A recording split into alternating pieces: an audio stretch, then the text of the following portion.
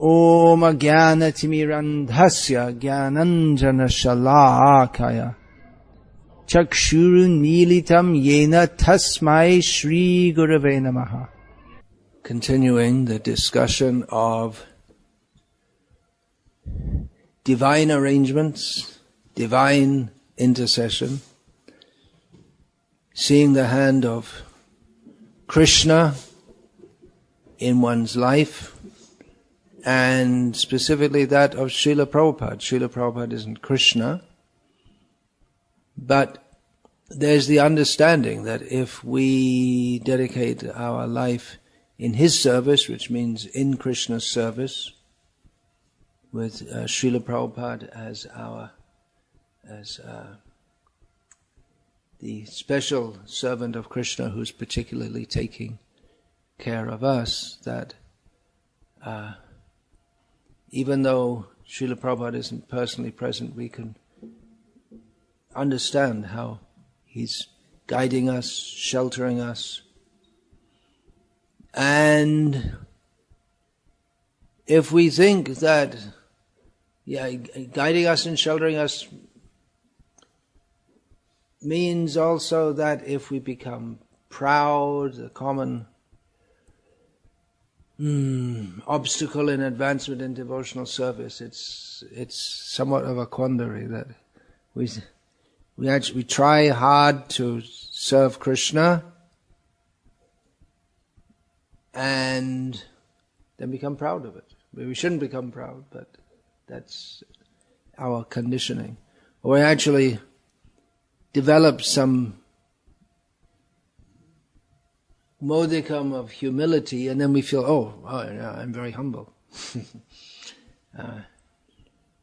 So we see, especially in the narrations of impersonalist and voidist Buddhist gurus, that their whole thing is to smash the ego of their disciple. That's practically all their role, because the idea is that according to the impersonalist idea, the individual is like the air within a pot, and when you smash the pot, then the air merges with the rest of the air, the mass of air. So the idea is that we're trapped by our false ego, so if we just smash that, then we become one with everything. It's not our philosophy. It's not exactly correct at all.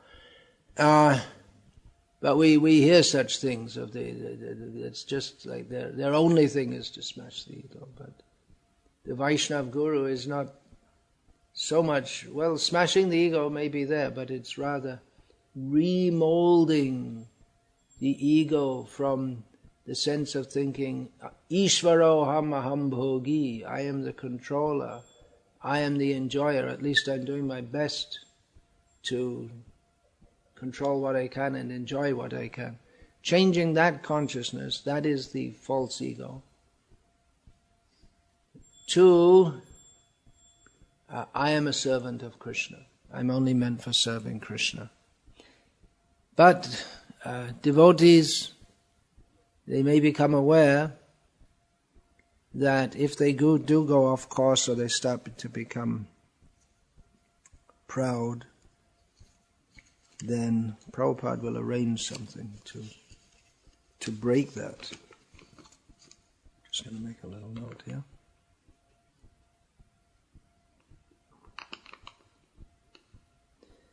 You can see his hand in that way also, in many ways. Is that Srila Prabhupada, when we say arrange, when Srila Prabhupada is personally present, when we say, Prabhupada arranged something, that when we could think of his maybe calling a meeting, dispatching someone to do this or that, but especially in Prabhupada's physical absence, we understand by arrangement it means, divine arrangement, that circumstances are arranged just to make it clear to us how insignificant we are and how dependent we are we're not independent. That's another feature of false egoism, thinking I am independent. Srila Prabhupada, he's sometimes speak like that himself. He said, Tamal Krishna Maharaj recorded in that Servant of the Servant book that Srila Prabhupada said that his own guru had arranged for them, that means for his disciples, to be born in America to assist him in his preaching mission. So we can understand that if we actually take shelter, Ashraya Loya Bhaje, Krishna Tare Nahi Taje, Arshab Mare Akara. Narottam Thakur says that those who worship Krishna taking shelter, not just some formal, okay, I worship you and press the button and out comes the money. God is a cosmic ATM. But those who actually take shelter of him, then take shelter of the Guru, actually, take shelter of the Vaishnavas. Krishna doesn't let them go. Krishna doesn't reject them. And everyone else is living their life uselessly, living and dying uselessly. So, devotees can perceive this. Those who are non-devotees and atheists, to them it seems, may seem like some fantasy. But devotees can actually perceive the hand of Krishna and his pure representatives in their life, actually acting. How exactly, we don't know. We don't need to know. Just like when you eat food, how it nourishes the body, you don't need to know. That's already arranged by Krishna. Doctor, he may need to know. It's not required for everyone to know. So exactly how Krishna works. Parasya Shakti Vividhaiva Shruyate Swabhaviki Jnana Balakriyacha. Krishna has his potencies, by which, by his desire, everything is affected within the world. Subtle potencies. Some other instances, when I'd mentioned yesterday about Tamal Krishna Prabhu at the time, helping to establish Krishna consciousness in Europe in 1970, where no one knew anything about it. It was a tough mission, no doubt, in so many ways. He wasn't alone, but there were others also, but still it was tough. In London he wasn't, but then he went to Paris with his wife at the time. And he mentioned how, even though Srila Prabhupada was in North America, and he and his wife were in Paris, they felt that Prabhupada was with them. Srila Prabhupada also said that. He said about going to America alone, he said, I was never alone, my spiritual master was always with me. So, Tamal Krishna Maharaj wrote about 1970 in Paris. While the rest of Paris remained deep in slumber, obviously this is early morning, my wife and I sat on the floor between the dresser altar and bed and chanted. Afterward, while my wife prepared milk and fruit, I would read from Srila Prabhupada's books. This was my satisfaction. Though thousands of miles away from my spiritual master, I felt his presence strongly by conducting this simple worship. It did not require a large temple or even his physical presence. I could associate with him by chanting Hare Krishna and reading his books. Another devotee sent on a difficult task. It's difficult to imagine nowadays how difficult it was to go to a new place and establish the movement, because now it's established. We don't know we can't imagine how difficult it was. So Bhurijan Prabhu, together with his wife, they were sent to Hong Kong to preach in 1970. You just land there, you don't know anyone, you have hardly any money, and you're supposed to stay there and get established and start the Krishna conscious movement. They lived on donations, but it wasn't as if they were established or anyone knew them, so they didn't have much money. When they were staying in a guest house at first, and then they were going to move to a rented flat. And they put down the deposit, and they were all ready to move, and then somehow or other the deal fell through. The flat owners, they cancelled it or whatever. But the flat owners weren't going to give the money for the deposit back. They said it will take 2 weeks, which left them, Bhurijan Prabhu and his wife, with the grand sum of 4 Hong Kong dollars, which are worth less than US dollars. But they survived during those 2 weeks. They just stopped being anxious. They were always anxious about money, but at that point they stopped being anxious because they thought there's no use to be anxious because we haven't got any. Now we have only to depend on Prabhupada and Krishna. There's just nothing else now. What are you going to do? You're in a foreign country. You don't know anyone. You don't have any money. You're sent by Prabhupada, so you depend on Prabhupada. And during those 2 weeks, every day, someone would just turn up. Here, take some vegetables, take some rice. Like this, take some wheat flour, or someone would bring some cooked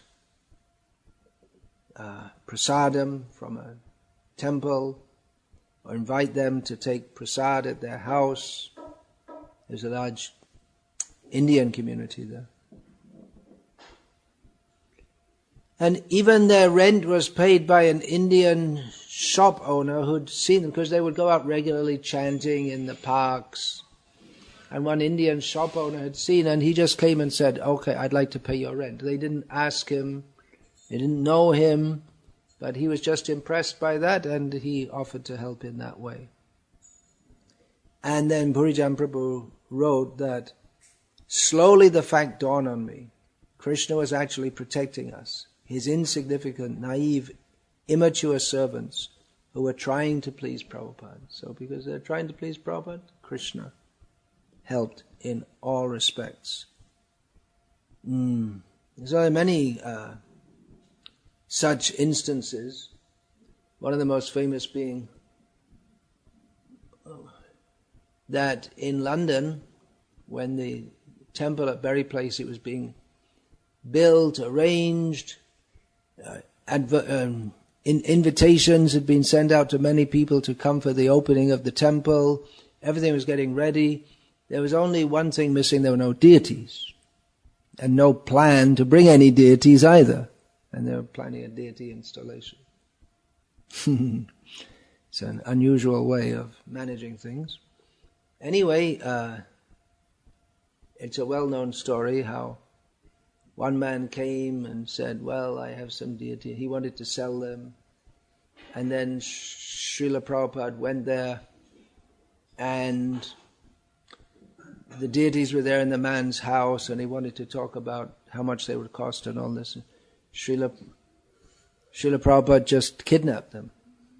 Radha Landanishwar.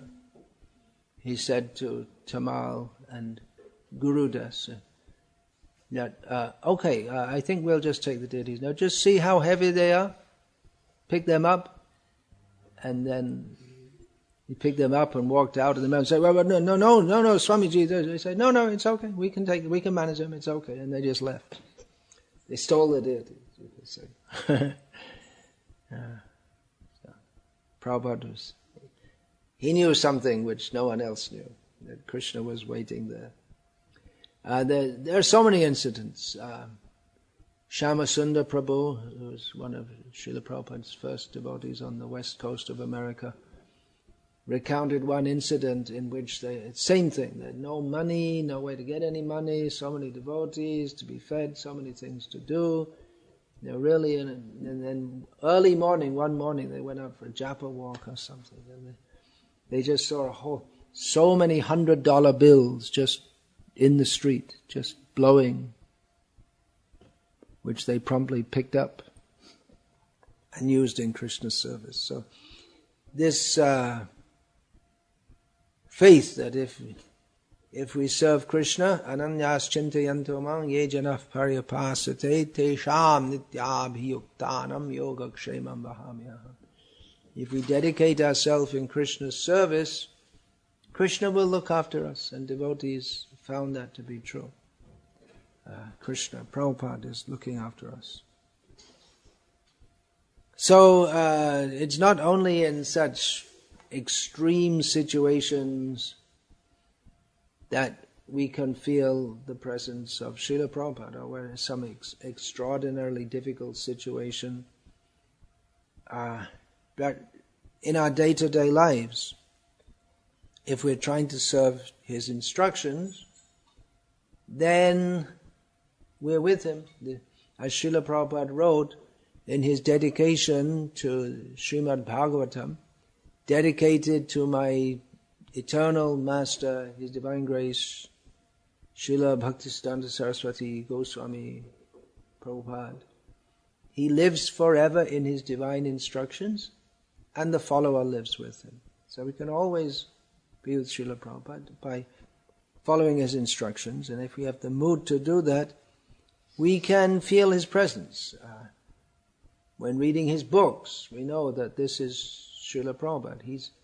This is him speaking on behalf of Krishna to the world and to everyone individually who takes an interest. So this is Srila Prabhupada speaking to me, and we can feel that Srila Prabhupada is very much present in his instructions as recorded in his books. Many devotees who distribute Srila Prabhupada's books, they can feel that Prabhupada is with me, Prabhupada is helping me, that Srila Prabhupada wants this to be done. In any service, even if it may not seem to be such a directly Krishna-conscious service as distributing Srila Prabhupada's books, the housewife looking after her children, thinking that, well, I'm raising them because I want them to serve Srila Prabhupada's mission and Krishna's mission, and it's my duty to raise these children. So giving her best to look after her children for Prabhupada and Krishna, she can feel Prabhupada's presence in that. Washing the pots for Krishna, you can feel, yes, this whole temple is set up. Why is this temple here on this remote island in Ireland? It's all because of the desire of Srila Prabhupada, which was the desire of the previous acharyas, which was the desire of Chaitanya Mahaprabhu.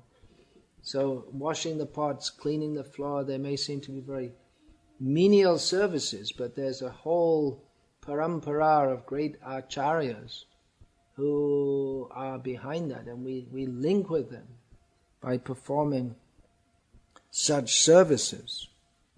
Whatever the service may be, if we know that we're linked.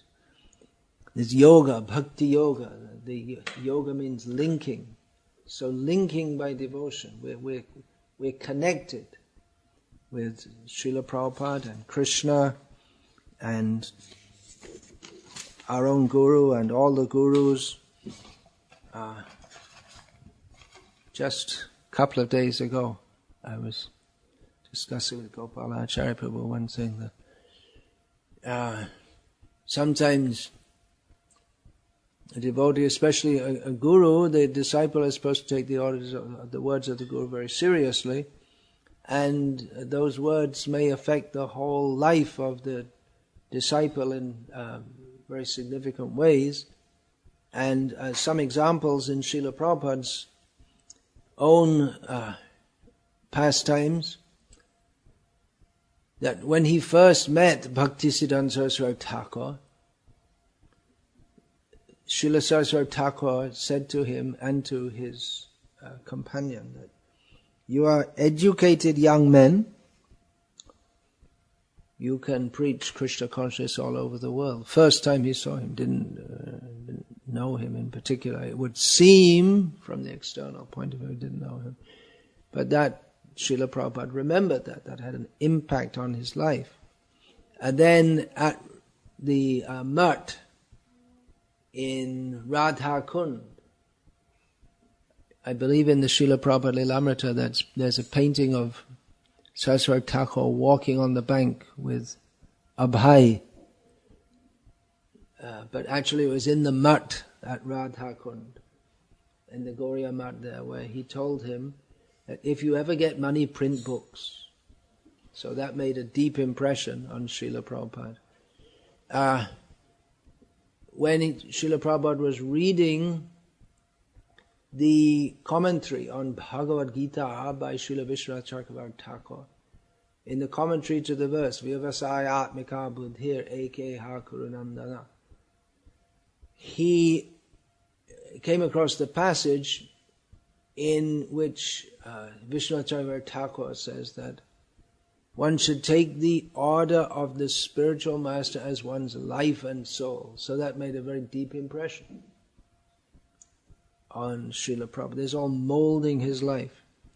Then again, just shortly, a matter of days before Saraswati Thakur left this world, the Abhay Charana Das, as he was then known, wrote a letter to him saying that I'm a householder, I don't have the opportunity to serve you in the same way that many of your brahmachari and sannyasi disciples can do. So that was his question, how can I serve you? Srila Prabhupada sometimes said that the only question I asked of my guru is, how can I serve you? And the reply came by letter that if you preach in the English language, that will do, you're proficient in English, so if you preach in that language, that will do good for you and for others. So that reinforced the very first instruction that Bhaktisiddhanta Saraswati Thakur gave him. This Back to Godhead magazine, Srila Prabhupada would write in the early editions, founded on the direct order of His Divine Grace Bhaktisiddhanta Saraswati Thakur. Srila Bhaktisiddhanta Saraswati Thakur directly ordered Abhay Charan Aravinda Das to found this Back to Godhead magazine. And Srila Prabhupada was producing that regularly. He would deliver them personally to subscribers. In one library where he was delivering his magazine, one librarian in Delhi said to him that better that you write books, they will have a more lasting effect than magazines. And this was after the disappearance from this world of Bhaktisiddhanta Saraswati Thakur, but nevertheless, Abhay thought that this is my guru speaking through this librarian, and he took it very seriously. And he didn't stop producing Back to Godhead, but he started to write books. So like that, there are some instructions which Srila Prabhupada has given to devotees. There was one incident where in a temple with many devotees present, Srila Prabhupada called over Yadubha Prabhu, who was well known for his lifelong service of making films for Krishna under Prabhupada's order. So in the midst of a crowded temple room, one time Srila Prabhupada called over Yadubha Prabhu and said, "Where is your camera?" And he said, "Well, I just put it down." And Prabhupada said, "You should never put your camera down." And he took that, Yadubha Prabhu took that as not just in the immediate sense, but as an instruction for his whole life, that he should continue to do this service throughout his whole life. There was a time in the 1970s where Srila Prabhupada was pressing Gopal Krishna Prabhu at that time to produce books in Hindi, and Srila Prabhupada wasn't satisfied with the speed of production. He was never satisfied with the speed of production. Even if it was very fast, he had wanted to be faster. But it was quite slow to find. Everything was slow in India in those days. To find a competent translator and someone who would actually do the job and coordinate it all, there was very little infrastructure at the time. So things were going quite slowly, and then Srila Prabhupada at one time told Gopal Krishna that every time you come and see me, you bring me a new book, which was quite a mandate. As the GBC, not only BBT but GBC, he was GBC at the time also. He had so many things he had to see Srila Prabhupada about. But he's taken that very seriously up to the present time, and now all the books are produced, all of Srila Prabhupada's books are produced in Hindi, but he's also always stressing the distribution of Srila Prabhupada's books. So some personal instruction just a few words can affect a devotee's whole life if they take it very seriously. Sometimes devotees come to me and ask me any special instruction. I tell them, generally in such a circumstance, I'll tell them, you follow all the basics first. That's special, but you don't do that first. You think I'm going to tell you, go and preach in Greenland or something like that. But just follow the basics first, and then we'll see about something special. I have to be special. I need a special instruction. If you have a special instruction, all the instructions in Krishna consciousness, they're all special. So do that first, and then we'll see about other things. So, just to start to wind things up, Srila Prabhupada, he wasn't advertised as a miracle maker. He didn't promote that he should be promoted as a miracle worker. That's quite a contrast with Jesus, isn't it? Because that's one of the main things for promoting Jesus as being the Son of God, that he did all these miracles. That's a big thing about Jesus, including coming back from the dead. That's the crux of Christianity. Actually, there was a Greek who had been around at the same time or just before. Some Greek yogi, he'd been to India and they would say, well, okay, Jesus did all these miracles, but our yogi, he did better miracles, so how can you call Jesus God? Maybe we should call this yogi God. He didn't call himself God. And as far as we know, Jesus didn't call himself God either. But anyway, getting back to Srila Prabhupada, there's so many instances, so many times, practically actually in many cases, when Srila Prabhupada when devotees recount their experiences with Srila Prabhupada, they'll say things like this. Things like this become well known, how he was going up the escalator, and when it came to the end, going up, he still went on going up, even though the escalator had leveled out. He was walking on air, so to speak. Or that he would make arrangements for devotees' lives so that they could come closer to Krishna, that he could read your mind. When he looked at you, he looked right through you. So even though Srila Prabhupada discouraged that he would be advertised as a miracle worker, he encouraged that people try to understand the timeless message of Bhagavad Gita and Srimad Bhagavatam that he brought. Or if they can't read or understand philosophy, chant Hare Krishna. This was what he was interested in. He didn't want to compete with Satya Sai Baba and all these kinds of people. He wasn't in for cheap tricks, even though, no doubt, he had the ability to do them all. But nevertheless, in many of the narrations of anecdotes concerning Srila Prabhupada, such supernatural occurrences are recorded.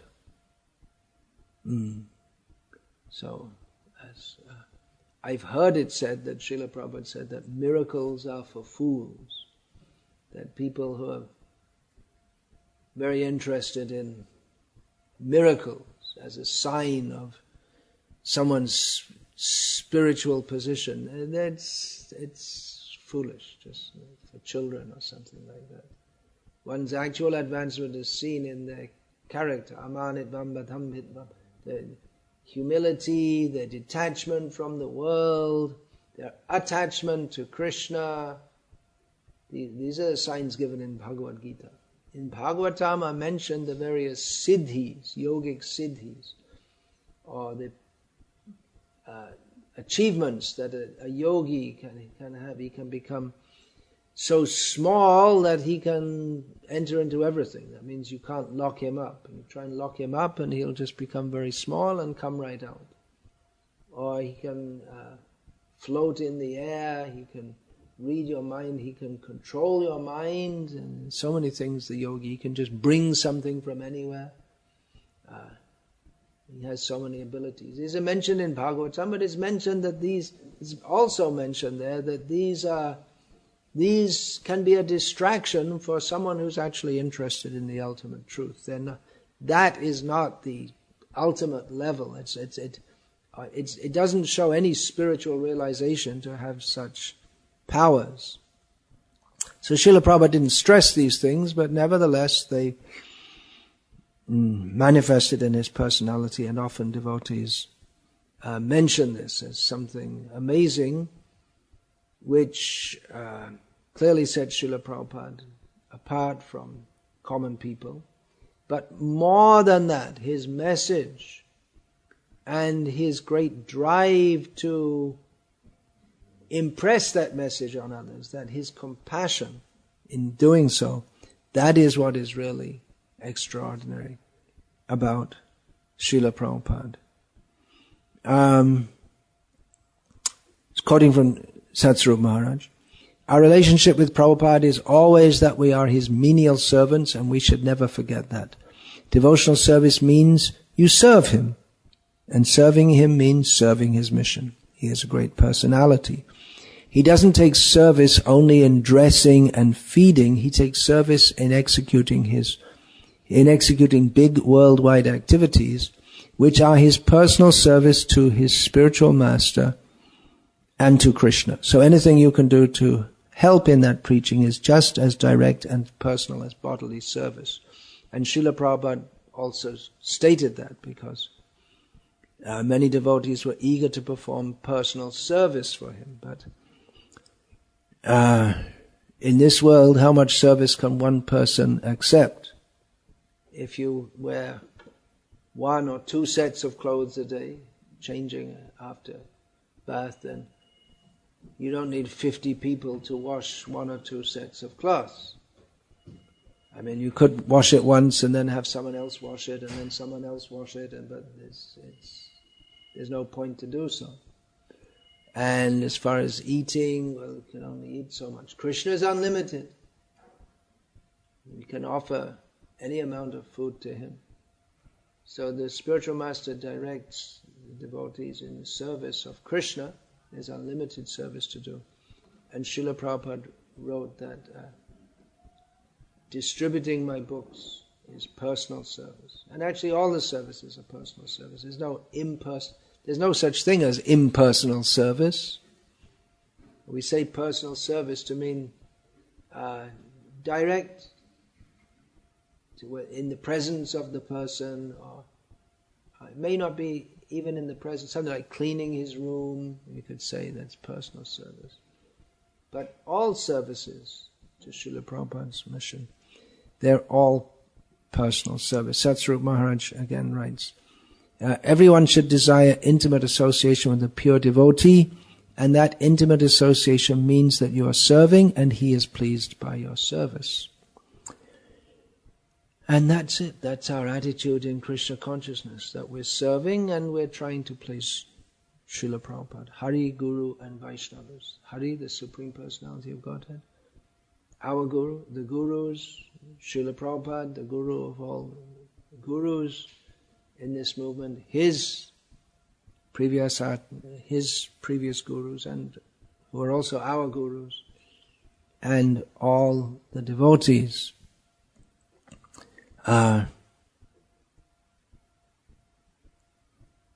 Again,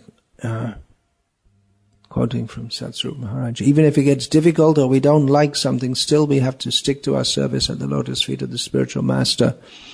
It's do or die. And once you agree to do that, then there's no bewilderment. Well, I don't know what's going on actually. Maybe I'm fearful. Philosophically, maybe I don't understand. But all I know is that I'm surrendered to my spiritual master. I'll do whatever he says.